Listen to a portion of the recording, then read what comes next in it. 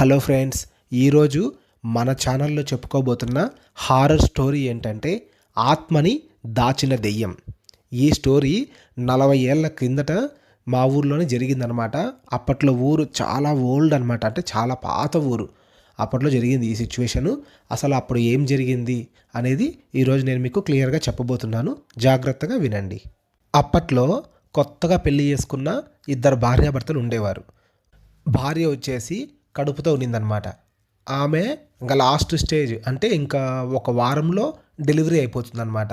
అలా బాగా 9 నెలలు పూర్తిగా నిండిపోయాయి. 10వ నెల ఎంటర్ అయ్యింది. ఇంకా ఒక వారం 2 వారాలు, అంటే ఒక 10 రోజుల లోపలే డెలివరీ అయిపోతుందన్నమాట ఆమె. అలాంటి స్టేజ్లో ఉందన్నమాట. అదే టైంలో ఏం జరిగిందంటే, ఒకరోజు వాళ్ళ భర్త కట్టెలకు వెళ్ళాలి అని అనుకున్నాడనమాట. పల్లెటూరు కదా, అప్పట్లో గ్యాసులు ఇలాంటివన్నీ ఏం లేవు, అంతా కట్టెల పొయ్యిలే. కాబట్టి అతను కట్టెలకు వెళ్ళి కట్టెలు తీసుకొని వద్దాము అని అనుకున్నాడు.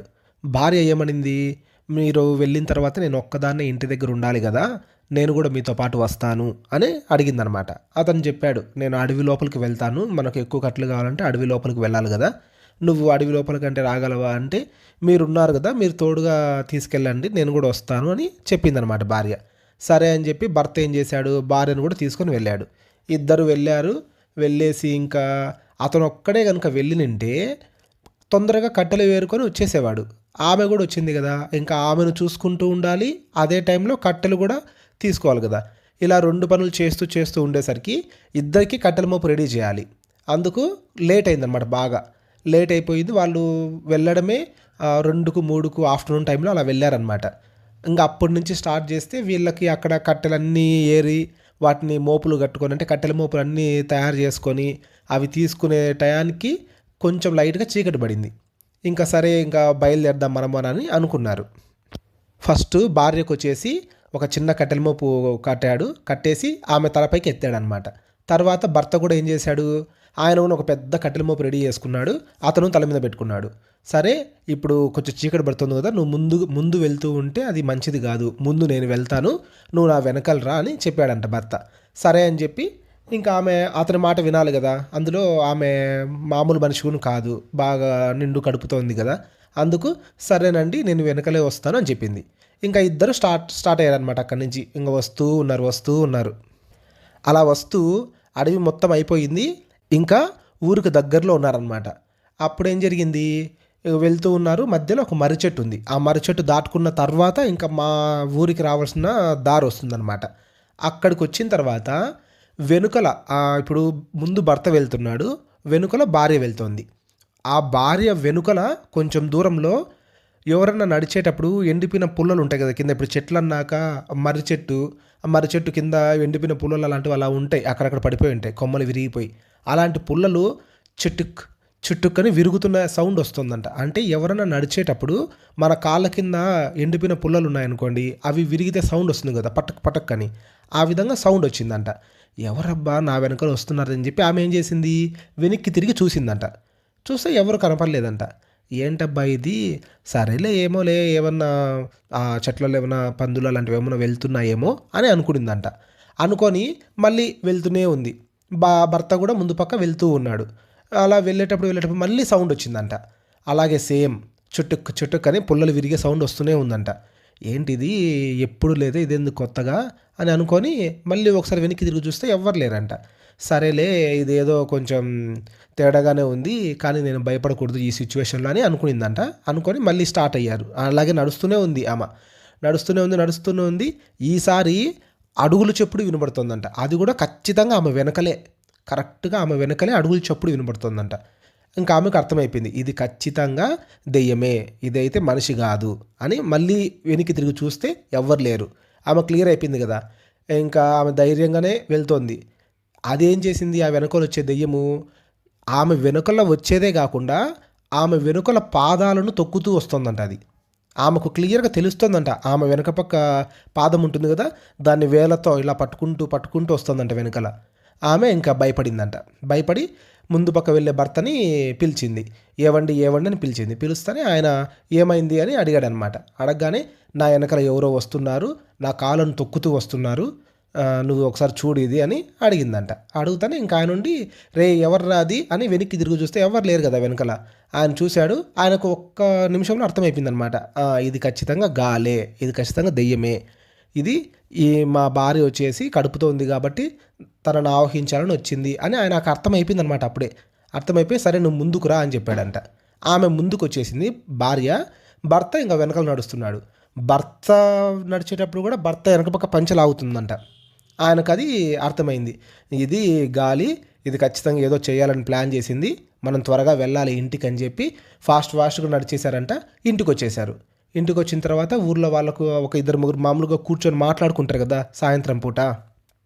అలా కూర్చొని మాట్లాడుకునేటప్పుడు ఈ విషయం అంతా చెప్పాడంట వాళ్ళకి. ఇలా జరిగిందిరా, సాయంత్రం మేము వచ్చేటప్పుడు ఈ విధంగా మా భార్య కాళ్ళు దొక్కింది ఫస్ట్, తర్వాత వచ్చేసి నేను వెళ్తే నా పంచ కూడా లాగింది, అది ఇలా జరిగింది అని అంటే మీరు ఎందుకు ఆ టైంలో వెళ్ళారు అంటే లేదురా సాయంత్రం అంటే కొంచెం పొద్దున్నగానే వెళ్ళాం మేము, కానీ అనుకోకుండా ఇంకా మా భార్య వచ్చింది కాబట్టి ఆమెకు నాకు ఇద్దరికి కట్టెలు ఏరి అవి మోపులు కట్టుకునేసరికి లేట్ అయిపోయింది, దానివల్ల ఇలా జరిగింది అని చెప్పాడంట. ఏ టైంలోనూ గుర్తుపెట్టుకోండి, చీకటి పడేటప్పుడు మాత్రం ఆ దారిలో రావద్దండి, అక్కడ గాలి ఉందని చాలామంది చెప్తున్నారు అని చెప్పారంట. ఆ ఊర్లో వాళ్ళు కూడా చెప్తే సరేలే అని అనుకున్నారంట. ఇంకా రాత్రి 9-10 అలా అవుతుందంట. అప్పుడేమైంది, ఆమె భార్య ఉంది కదా, ఆమె ఉన్నట్టుండి అలాగే పడుకొని ఉందంట. మామూలుగా తినేసిన తర్వాత కొద్దిసేపు అలా కూర్చొని తర్వాత పడుకుంటారు కొద్దిసేపు, ఎందుకంటే వీళ్ళకి బరువుగా ఉంటుంది కదా స్టమక్ కడుపుతో ఉన్నప్పుడు, అందుకు అలా పడుకొని ఉందన్నమాట. పడుకొని ఉంటే భర్త వెళ్ళేసి లేపాడంట. లేయి నీకు పడకేసాను వచ్చి పడుకుందురా అని పిలిచాడంట. పిలుస్తుంటే పలకడం లేదంట ఆమె. ఏంట్రా ఈమె పలకడం లేదని చూస్తే ఎలా ఉండే ఆమె అలాగే ఉందంట. ఒక్క మాటలో చెప్పాలంటే చనిపోయినట్టు ఉంది, కానీ ఆమెకు శ్వాస ఆడుతున్నట్టు తెలుస్తుందంట. కానీ కళ్ళు ఎలా తెరిచినటివి అలాగే ఉండిపోయాయి. ఆమె బాడీలో కూడా ఎలాంటి మూమెంట్ లేదు, అంటే స్పర్శ లేదు, ఎలాంటి కదలిక కూడా లేదు. ఆయనకు ఫుల్ భయం వేసింది. ఏమైంది, ఉన్నట్టుండి ఎంత కదిలిచ్చినా కదలట్లేదు, నోరు ఓపెన్ అవ్వట్లేదు, కళ్ళు ఎలా తెరిచినటివి అలాగే ఉన్నాయి, అసలు కళ్ళు కూడా ఆడట్లేదు. ఆయన భయపడిపోయి ఇంకా ఊర్లో అందరిని పిలుచుకొని వచ్చాడు. అందరిని పిలుచుకొని వచ్చి చెప్పాడు, ఇలా జరిగింది, ఏం చేయాలో అర్థం కావడం లేదంటే అందరు తీసుకొని వచ్చి ఆమెను ఎత్తుకొని వచ్చి బయట మంచం మీద పడుకోబెట్టి అప్పట్లో చాలా ఓల్డ్ కదా ఇది, 40 ఏళ్ళ కిందట. అప్పట్లో మంత్రాలు చేసేవాళ్ళు వాళ్ళు వీళ్ళు ఉండేవాళ్ళు అనమాట అప్పుడు పల్లెటూర్లలో. ఇప్పుడు కూడా మీరు గమనిస్తే కొన్ని పల్లెటూర్లలో తేలు గరిచిందని, జెర్రీ గరిచిందని, లేకపోతే ఇంకోటి ఏదైనా పాము గరిచిందని వస్తూ ఉంటారు. ఒక ఆయన దగ్గరికే వెళ్తూ ఉంటారు. ఆయన ఏం చేస్తారంటే దానికి మందు వేసేసి తర్వాత ఏదో కొద్దిసేపు అలా ఏదో మంత్రాలలాగా ఏదో పూజ మాత్రం చేస్తాడనమాట. మన వేప ఆకులు ఉంటాయి, ఆ వేప తీసుకొని వాటితో చేస్తారనమాట. అలా చేస్తూ ఇప్పుడు కూడా మనం చూస్తూ ఉంటాం అలాంటివి. ఇప్పుడే అలా అక్కడక్కడ ఉన్నారంటే అప్పట్లో ఇంకా ఎలా ఉండేవారు. ఆ విధంగా ఆ ఊర్లో వచ్చేసి దాదాపు ఒక 5-6 మంది మంత్రాలు చేసేవాళ్ళు ఉన్నారనమాట అప్పట్లో.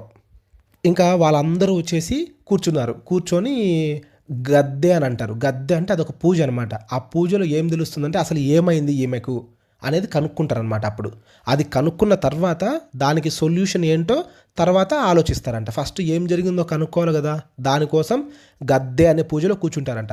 ఆ విధంగా ఆ మంత్రగాళ్ళందరూ కూడా గద్దె పూజ చేశారంట. చేసి అప్పుడు కనుక్కున్నారంట, ఇది ఒక దెయ్యం, ఇది ఆ మర్రి చెట్టు దగ్గర ఉనింది. అది ఏం చేసిందంటే ఈమె నిండు కడుపుతోంది కదా, ఈమె మీద అది ఆశపడి ఈమె ఆత్మను అది తీసుకెళ్ళిపోయి ఒక సొరంగం, భూమి లోపల ఉండే ఒక సొరంగంలో దాచిపెట్టింది ఈమె ఆత్మను. ఆ ఆత్మను తీసుకొని రావాలంటే మన వల్ల ఎవరి వల్ల కాదు, అది దేవుళ్ళతోనే సాధ్యం. ఆ దేవుళ్ళు ఎవరైతే ఉన్నారో వాళ్ళని పిలిచి వాళ్ళ ద్వారా మనము దీన్ని సాధించుకోవాలి అని చెప్పారంట. చెప్తే అసలు ఏం అర్థం కాలేదంట. అక్కడుండే పూజారులు అదే మంత్రగాళ్ళు ఉన్నారు కదా, వాళ్ళందరూ కూడా జరిగిన విషయం అయితే చెప్పారు, కానీ దాన్ని ఎలా చేయాలి, ఏ విధంగా దాన్ని ఓవర్కమ్ చేయాలంటే దాన్ని ఎలా ఆ ఆత్మను తీసుకొని రావాలనే విషయం ఎవరికీ తెలియదు. ఏం చేయాలో అర్థం కాలేదు, ఏ విధంగా దీన్ని సాధించాలనేది కూడా వాళ్ళకి అర్థం కావట్లేదు అనమాట. ఇంకా అందరూ ఒకటే క్లియర్ చేసుకున్నారు, తెల్లవారి లోపల ఈమె ఆత్మను తీసుకొని వచ్చి ఈమె బాడీలో ప్రవేశపెట్టాలి, లేదంటే తెల్లవారిందంటే ఇంకా ఈమె మనకు ఉండదు, ఈమె చనిపోతుంది అని క్లియర్ చేసేశారు. రాత్రంతా దేవుళ్ళందరినీ, అంటే మామూలుగా మనము ఇంట్లో కులదైవం అని అప్పుడప్పుడు కొన్ని గుళ్ళకు వెళ్ళి టెంకాయలు కొడుతూ ఉంటాం. ఆ దేవుళ్ళందరినీ పిలుస్తారు. ఈ గద్దె పూజలో కూర్చునే వాళ్ళు అందరినీ పిలుస్తారనమాట, ఏదో ఒక దేవుడు సహాయం చేస్తాడని. కానీ ఒక్క దేవుడు కూడా రాలేదు, ఒక్క దేవత కూడా రాలేదన్నమాట. ఇదంతా జరుగుతూ ఉంది కదా. ఇదంతా జరిగేటప్పుడు అదే టైంలో ఇంకొక ఇన్సిడెంట్ జరిగింది. అదేంటంటే ఇప్పుడు ఆమె భార్య భర్త వాళ్ళు ఉండే ఊరు ఉంది కదా, ఆ ఊరు నుండి దాదాపు ఒక 2 కిలోమీటర్ల దూరంలో ఒక జొన్న చేను ఉందంట, జొన్న పంట. అక్కడ ఒక ఆయన కాపలా ఉన్నాడంట జొన్న చేను దగ్గర. ఆ టైం ఎంత అవుతుంటుంది అప్పుడు? దాదాపు 11, 12 అవుతూ ఉంటుందంట. అర్ధరాత్రి 12 అలా అవుతూ ఉంటుంది. ఆ టైంలో అక్కడుండే ఒక ఆయన ఒంట్లోకి పోలేరమ్మ వచ్చిందంట. పోలేరమ్మ ఎందుకు వచ్చిందంటే, ఇప్పుడు ఈమె భార్య కదలకుండా పడిపోయింది కదా, ఈమె ఆత్మను దెయ్యం తీసుకెళ్ళింది కదా, ఈమె పేరు పోలేరమ్మ పేరు మీదుగా వస్తుందంట. ఇక్కడ మనం గుర్తించాల్సింది ఏంటంటే, మనం పూజించే దేవతలే కాదు, మన పేర్లు కూడా దేవతలను ఉద్దేశించే పెడతారు. ఆ దేవుడికి సంబంధించిన పేరు, ఈ దేవుడికి సంబంధించిన పేరు. మీకు గుర్తుందో లేదో, చాలామంది గంగమ్మ సంబంధించిన పేర్లు పెట్టుకొని వాళ్ళకు ఏదన్నా జరిగింటుంది, దాని నుంచి బయటపడితే నీకు వచ్చి టెంకాయ కొట్టుకుంటామమ్మా, నీ పేరు మీదనే పెట్టుకున్నాం పేరు ఇక్కడ, ఇలా మాట్లాడుకుంటూ ఉంటారు కదా. అదేవిధంగా ఆ పోలేరమ్మ పేరు మీద పెట్టారన్నమాట ఈమెకు పేరు. ఈమె పేరు మీద వచ్చిన దేవత కాబట్టి ఆ దేవత ఏం చేసింది, ఆ జొన్న పంట దగ్గర ఉండే కాపలా ఉండే వ్యక్తికి ఒంట్లోకి వచ్చిందంట. ఆయన 2 కిలోమీటర్ల దగ్గర నుంచి పరిగెత్తుకుంటూ వచ్చాడంట. అసలు వాళ్ళ భార్య అయితే షాక్ అయిపోయిందంట. ఎక్కడికి పరిగెత్తున్నావా నువ్వు, ఎక్కడికి పరిగెడుతున్నావు అని ఆయన వెనకాల ఆమె వస్తుందంట. ఆమె రాలేకపోయిందంట. ఆయన అక్కడి నుంచి పరుగు స్టార్ట్ చేస్తే ఇక్కడికి ఈ కడుపుతో ఆమె పడిపోయింది కదా, ఈ ఇంటి దగ్గరికి వచ్చేంత వరకు పరిగెడుతూనే వచ్చాడంట. ఎక్కడే కనుక ఆగలేదంట. అలా వచ్చేసాడంట. వచ్చేసి ఆ గద్దె పూజ దగ్గర ఒక పెద్ద మంట వేస్తారనమాట. ఆ మంట చుట్టూ గద్దె పూజ చేస్తారు. ఆ మంట దగ్గరకు వచ్చి మోకాల మీద కూర్చున్నాడంట.